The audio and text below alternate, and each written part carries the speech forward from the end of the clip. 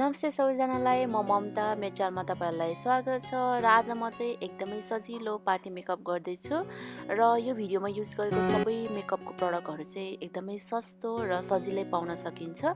सबै drug store प्रडक्टहरू हो। सो अब मेकअप सुरु गरौँ है त। सो सबैभन्दा पहिला चाहिँ म फाउन्डेसन लगाउँछु। फाउन्डेसन चाहिँ मेबलिनको 24 आवर सुपरस्टे फाउन्डेसन, मेरो सेट चाहिँ 220।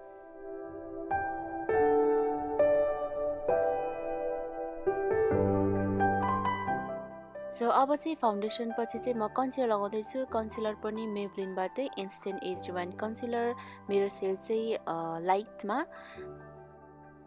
कन्सिलर लगाउँदाखेरि चाहिँ म प्रायः जसो मेरो आँखाको तल, नाकको डाँडीमा, निधारमा र चिनमा लगाउँछु। मेरो अनुहारमा उठेको भागहरूमा प्रायः लगाउँछु। त्यसपछि राम्रोसँग ब्लेन्ड गर्छु। अब चाहिँ हाम्रो कन्सिलरलाई सेट गर्नको लागि चाहिँ मैले जोनसनको बेबी पाउडर युज गर्दैछु। यो पाउडर पनि अरू पाउडर जस्तै काम गर्छ, राम्रोसँग सेट गर्छ हाम्रो कन्सिलरले यसले।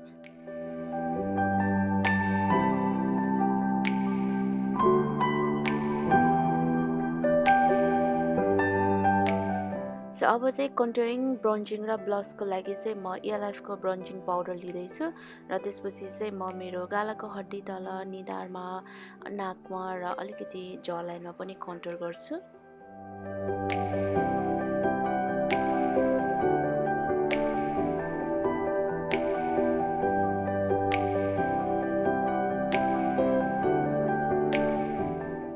सो अब हाइलाइटरको लागि चाहिँ हामी wet and wild highlighter use गर्दैछौँ। यो हाइलाइटर चाहिँ एकदमै राम्रो छ, एकदमै राम्रो भन्छ, एकदमै पिगमेन्टेड।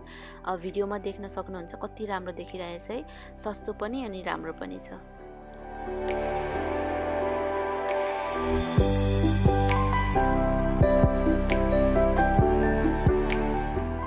सो आइसाइडको लागि चाहिँ मैले BH कस्मेटिकको नेचुरल आइसाइडर प्यालेट लिएको छु र यो लाइट ब्राउन कलर चाहिँ म मेरो ट्रान्जिसन कलर बनाउँछु अनि डार्क कलरलाई चाहिँ मेरो आँखाको बाहिरी भागतिर फोकस गरेर स्मोकी इफेक्ट दिन्छु।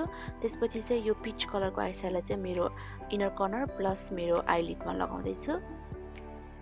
सो आइलाइनरको लागि पनि मैले मेबलिनको आइलाइनर युज गरेको छु।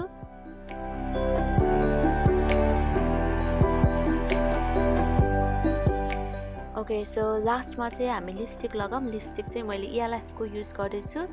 यो सेड चाहिँ अलिकति डार्क रेड जस्तो ब्लडी रेड देखियो, त्यही भएर चाहिँ म माथिबाट नेचुरल पिङ्क कलरको लिपस्टिक युज गर्दैछु। त्यो पनि मेबलिनबाटै हो।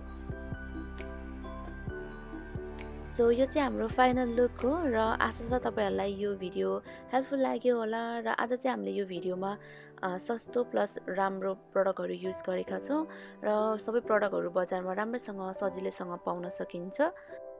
सो आजको लागि यति नै। यो भिडियो मन पर्यो भने लाइक, सेयर, कमेन्ट र सब्सक्राइब गर्न नभुल्नुहोला। Thank you very much for watching. By.